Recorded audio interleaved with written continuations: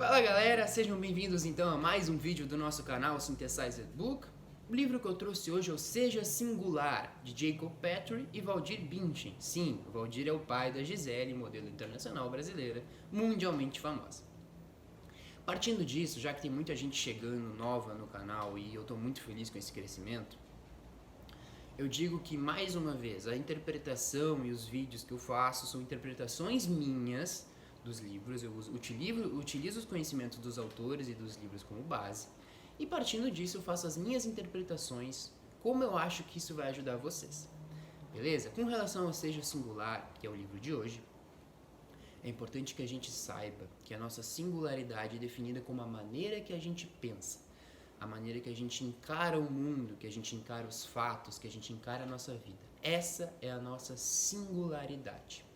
E essa singularidade, que são nossos moldes mentais, que eu tanto já falei em outros vídeos aqui, é o que define nossos resultados ao longo da nossa vida. Portanto, muita gente ainda acredita hoje que a inteligência é um fator genético, é um fator fixo, é um fator que as pessoas ou são inteligentes ou não são, baseadas, né, no teste do QI, ou depois surgiu a teoria das inteligências múltiplas, que uma pessoa pode ser inteligente na área musical, mas não pode ser inteligente na área da informática. Isso tudo serve para estruturar, e a escola tem muita relação nisso, para enraizar aquele pensamento que ou uma pessoa é inteligente ou ela não é. E quando a gente pensa nisso, eu posso ser a pessoa mais inteligente do mundo, posso ter um QI muito elevado, ser considerado um gênio. Mas se eu tenho minha autoestima baixa, se meus moldes mentais não são feitos para balizar essa minha inteligência, eu sempre vou acreditar que eu não sou uma pessoa inteligente. Vou passar o resto da minha vida achando que eu sou burro, passando o resto da minha vida achando que a minha inteligência é fixa, que eu já nasci sem ela, e eu não vou atingir os resultados que eu quero. Então isso se chama impotência induzida. Quando as pessoas são levadas a acreditar, e a escola tem muito peso nisso, são levadas a acreditar que elas não podem mais mexer de jeito nenhum na sua inteligência, que elas são burras e pronto. Isso é um pensamento arcaico. É um pensamento que esse livro combate de uma maneira muito boa. Falando que a maneira que a gente pensa, a maneira que a gente enxerga nós mesmos, a nossa confiança é mais importante de qualquer tipo de inteligência genética ou inata ou talento natural que a gente tenha. É a maneira como a gente enxerga o mundo, a nossa singularidade, que vai definir os nossos resultados no futuro. Beleza? Partindo disso, essa teoria da mentalidade, que é a primeira parte do livro, a gente vai para inteligência prática. O que seria inteligência prática, Pedro? A inteligência prática é uma teoria infundada na ação, de a gente interpretar nossa situação atual, a gente achar onde a gente quer chegar e a partir disso agir. A inteligência prática, então, ela é baseada em 4 modelos de mentalidade. Ela tem 4 pilares, que são os modelos de mentalidade. O primeiro é a mentalidade filosófica, é o saber enxergar onde eu estou, saber enxergar o meu cenário e as minhas circunstâncias. Depois, a mentalidade de cenário, é o saber enxergar onde eu quero chegar. É saber é aquilo de sentir antes onde eu quero chegar, sentir o desconforto ou o conforto de uma situação futura. Quando eu não quero ir para algum lugar, quando eu não quero aceitar o emprego, eu sentir aquele desconforto que eu vou sentindo trabalhar todos os dias. Ou sentir alegria ao aceitar um emprego, aceitar um trabalho, ou aceitar um pedido de namoro, ou aceitar um pedido de casamento. É o sentir a alegria que essa minha decisão hoje pode causar no futuro. Essa é a mentalidade de cenário. Faltam 2. A mentalidade estratégica é aquela que a gente vai traçar o plano para engatar o cenário que a gente está agora, a mentalidade filosófica, e mentalidade de cenário. Vocês entendem que a filosófica é onde a gente está agora, a cenário é onde a gente quer estar. E a estratégia é o que vai ligar, unir uma na outra, que vai traçar o plano para isso. E a última, que é a mentalidade de ação, ela vai executar a estratégia. Então isso é chamada inteligência prática. Partindo desse princípio, que a inteligência prática é a segunda parte do livro, né? Tem também a teoria do hiperfoco. A teoria do hiperfoco a gente tem que estruturar, primeiramente, para ter um hiperfoco, a gente tem que estruturar a nossa carreira com base no nosso talento natural. Então ele fala que a nossa disciplina, nossa determinação é estruturada com base em 3 pilares. A gente tem que ter uma carreira baseada no nosso talento natural, a gente tem que constantemente justificar o porquê que a gente está fazendo isso, ter na nossa cabeça o porquê que a gente começou, saiba por que você começou a fazer isso, por que é importante para ti, e também a gente tem que ter adversidades desejadas. Essa parte é sensacional. A gente tem que entender, porque a gente evoluir e estimular uma certa área da nossa vida, a gente vai encontrar adversidades na nossa vida. E elas fazem parte, e elas são muito importantes. As adversidades desejadas são aquelas que a gente vai encontrar, a gente sabe que a gente vai encontrar e a gente quer elas. A gente sabe que a gente é importante passar por elas. Por exemplo, eu me formei em educação física. A gente sabe que quando a gente vai dar aula, a gente vai encontrar inúmeras situações que vão ser muito difíceis.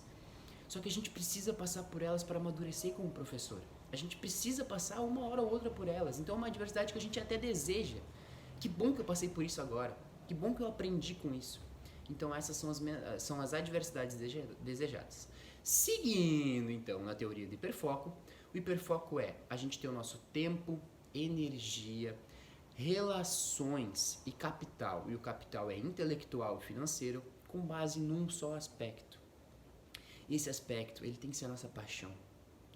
Tem que ser nosso objetivo principal, tem que ser nossa paixão. E quando a gente une tudo isso em algo que a gente já é bom, que é o nosso talento, e algo que a gente ama, que é a nossa paixão, aí a gente se torna praticamente imparável. Então esse é o conteúdo que estava no capítulo, entre outros conteúdos, obviamente, como eu falei, essa é uma interpretação minha e que eu acho mais importante e que vai fazer mais sentido para a vida de vocês dentro do livro. Partindo então para o terceiro aspecto, terceira parte do livro, que são as vantagens ocultas, as pessoas de sucesso, elas entendem algumas coisas na vida como vantagem e desvantagens. Ela apresenta algumas vantagens com relação às pessoas que não têm sucesso. Entre elas, todo mundo já ouviu falar na pirâmide de Maslow, né? A pirâmide de Maslow, que ela vai aparecer aqui, inclusive, no vídeo, é aquela que começa que a gente primeiro tem que satisfazer nossas necessidades fisiológicas, depois de segurança, depois de relacionamento, depois vem a autoestima e depois vem a autorrealização. Todo mundo já ouviu falar dessa pirâmide, né? E a gente acreditou durante muito tempo que essa pirâmide é o que vai balizar tudo que vai acontecer na nossa vida. Então, primeiro a gente tem que ir atrás das nossas necessidades fisiológicas, para depois partir na nossa segurança, tem que se sentir seguro, depois tem boas relações, depois tem uma boa autoestima e depois a autorrealização. Só que tem a hipótese, e o Jacob e o Valdir, que são os autores do livro, apresentam, a hipótese da pirâmide invertida. O que seria isso? Na nossa carreira, e para ter sucesso, essa pirâmide é invertida. A gente tem que primeiro buscar aquilo que nos realiza, aquilo que nos motiva, aquilo que nos traz realização, e todo o resto vem de arrasto. Então, quando a gente está motivado por algo que nos dá paixão, que nos dá prazer, por algo que a gente gosta, que nos realiza, o resto da pirâmide vai se encaixar. A gente vai se sentir motivado para fazer todo o resto. Ele também fala muito bem da diferença que aquilo que nos satisfaz é diferente daquilo que aquilo que não satisfaz. Vou explicar melhor isso. Por exemplo, quando a gente não está com nossas necessidades fisiológicas atendidas, ou de segurança, ou de relação, a gente está insatisfeito, certo? Ou quando a gente está num trabalho, e nosso salário não está em dia, nossos colegas são chatos, a gente está insatisfeito. Só que se a gente for solucionar isso, a gente não vai estar motivado, a gente só vai estar satisfeito. Só satisfeito. Não vai mudar nada a nossa motivação, isso não vai nos motivar. O que nos motiva de verdade é a autorrealização. Então, por isso que a hipótese da pirâmide invertida fala, primeiro a gente busca o que nos dá amor, o que nos satisfaz, aquilo que a gente ama. E depois todo o restante da pirâmide vai se desenvolver de maneira natural. Então, essa é a primeira vantagem oculta que as pessoas de sucesso enxergam. Elas primeiro buscam aquilo que realiza elas, que dão amor para elas. A segunda é fantástica, é a relação da criatividade. Muita gente acha que a criatividade é algo inato, né? Ou tu é criativo, ou tu não é criativo. Não tem como mudar isso. Só que o que o livro enxerga? A gente perde criatividade ao longo da vida quando a gente cresce. Por que as crianças são mais criativas que a gente? Porque as crianças ainda não têm os moldes mentais definidos. Entendeu? As crianças, elas não têm aqueles julgamentos, nossa, vão me achar um idiota se eu fizer isso. Nossa, se eu estiver brincando agora, as casas vão me achar um idiota. Não, a criança não tem esse medo. Então o Snyder, que é um cara da Austrália, um dia ele fez um estudo e separou 2 grupos, tá? Mais ou menos assim foi o estudo. Vou trazer de uma maneira reduzida para vocês. Ele botou o MET, até anotei aqui o que é o MET, porque é uma sigla diferente, né? Estimulação magnética transcraniana. O que seria isso? Quando a gente bota isso na nossa cabeça, no nosso cérebro, ele desliga o lobo frontal, que é o responsável por todos os nossos pensamentos abstratos. Então ele deu a imagem de um rosto de uma pessoa para esses 2 grupos, tá? E o primeiro grupo ele desenhou sem a influência desse MET, ou seja, com todos os pensamentos abstratos funcionando, a cabeça funcionando perfeitamente, o cérebro funcionando perfeitamente. E para o segundo grupo ele deu o mesmo desenho, só que ele ligou isso, ou seja, ele desligou o lobo frontal, ele desativou. Ou seja, as pessoas não tinham nenhum tipo de pensamento na cabeça delas, elas reagiam de maneira automática. O que isso levou qual foi o resultado desse estudo? As pessoas que tinham esse MET, ou seja, que não tinham os pensamentos abstratos, que não raciocinavam sobre o que elas estavam desenhando, elas desenharam muito melhor. Sabe por que isso aconteceu?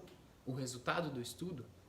Porque elas não tinham nenhum pensamento, julgamento na cabeça delas. Não tinha ninguém falando dentro da cabeça delas que elas eram uns idiotas, que elas não iam conseguir, que por algum momento elas não sabem desenhar. Então elas só apenas fizeram. O que isso nos leva a crer com relação à criatividade, que o desenho tem tudo a ver com isso? A gente é criativo, todo mundo é criativo. Só que a gente perdeu essa criatividade quando a gente começou a ter medo de pensar, de usar a nossa imaginação. Beleza? Então essa é uma vantagem oculta daquelas pessoas de sucesso também. E a terceira e última vantagem oculta é a sorte ou azar. Maquiavel, Nicolau Maquiavel, todo mundo conhece, que é um italiano, estrategista, filósofo, lá em 1513, ele falou que ele acredita, né, que Deus, que nesse caso Deus eu vou traduzir como imponderável, como destino, como a sorte, ele é responsável por 50% da nossa vida. Ou seja, a gente não controla 50% do que acontece com a gente, só que os outros 50% a gente controla. Então o livro fala muito bem que essas pessoas de sucesso, elas usam a sorte ao seu favor. Quando aparecem momentos de sorte, elas usam o máximo que a sorte vão dar para elas. Só que elas entendem que os momentos de azar também, elas aguentam firme para que não seja tão destruidor. Elas entendem que a sorte ou o azar acontecem e faz parte da vida de todo mundo, mas elas não deixam que isso defina o destino delas. A sorte ou o azar não vai definir o destino de ninguém, mas o que a gente vai pensar e fazer a partir disso, sim, define. Então essa é mais uma vantagem oculta. Então, recapitulando, né? O ser singular, no sentido da singularidade do livro, são nossos moldes mentais, a maneira como a gente pensa e enxerga o mundo, define a nossa singularidade. Partindo disso, tem a teoria da mentalidade, que diz que nada vai adiantar a gente ser muito inteligente, a gente ter muito talento, a gente ter um monte de habilidades se a gente não tiver uma mentalidade que vai deixar florescer tudo isso. Se a gente tiver uma mentalidade, baixa autoestima e achar que a gente não é capaz de fazer nada, isso se torna uma verdade, isso se torna uma raiz de pensamento. Então, mais importante do que ter muitas habilidades, talvez seja até importante, né? Seja mais importante a gente ser uma pessoa mediana com relação à inteligência, talento, mas ter uma mentalidade que nos faça utilizar tudo que a gente tem. É muito mais provável que a gente chegue muito mais na frente, tenha muito mais sucesso do que as pessoas muito inteligentes e acanhadas, que têm medo, que se acham insuficientes. Depois tem a teoria do hiperfoco, da inteligência prática, que eu falei para vocês. Inteligência prática, que é a mentalidade filosófica, de cenário, a estratégia e depois a de ação. O hiperfoco é a gente estruturar o nosso tempo, a nossa energia, as nossas relações e o nosso capital intelectual e financeiro com base num só aspecto. E depois as vantagens ocultas que as pessoas de sucesso enxergam e que muitas pessoas outras que não têm tanto sucesso não enxergam. Então essa foi a interpretação que eu fiz desse livro. Se fez sentido para você, compartilha, mande para seus amigos, familiares. E muito obrigado pela companhia de vocês até aqui. E seguimos trazendo conteúdos para vocês sobre livros fantásticos e que são muito importantes e que cheguem mais gente. Então até por isso eu peço que vocês salvem, compartilhem, mande para várias pessoas, que eu sei que esse conteúdo tem muito a agregar. Valeu, obrigado galera!